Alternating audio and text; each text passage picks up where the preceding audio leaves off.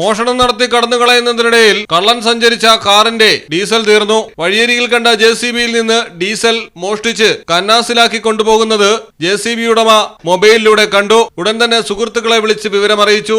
സുഹൃത്തുക്കൾ സ്കൂട്ടറിലെത്തിയപ്പോൾ കള്ളൻ സുഹൃത്തുക്കളെ വാഹനമിടിപ്പിച്ച് തെറിപ്പിച്ച് കടന്നുപോയി. പോകുന്ന വഴി കള്ളന് വഴിതെറ്റി. തുടർന്ന് വാഹനം ഉപേക്ഷിച്ച് രക്ഷപ്പെട്ടു. പരിശോധനയിൽ കാറിൽ കണ്ടെത്തിയത് ക്ഷേത്രത്തിലെ പൂജാ സാമഗ്രികൾ, ഒപ്പം സ്വർണ്ണ പൊട്ടും വളയും മാലയും ഒക്കെ. മോഷണം നടത്താനുള്ള കമ്പിപ്പാരയടക്കമുള്ള ആയുധങ്ങളും കാറിന്റെ ഡിക്കിയിൽ നിന്ന് കണ്ടെടുത്തു. നെയ്യാറ്റിൻകര പൂവച്ചലിനടുത്താണ് സംഭവം. കാസർഗോഡ് രജിസ്ട്രേഷനാണ് കാറെങ്കിലും നെടുമങ്ങാട് സ്വദേശിയുടെ മേൽവിലാസമാണ് വാഹനത്തിന്റെ അഡ്രസ്സിലുള്ളത്.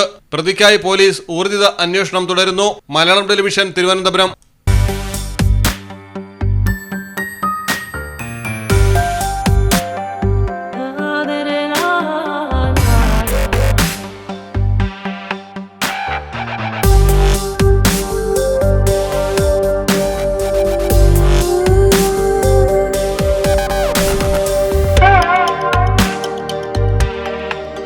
Make a Statement Jewelry by Claris.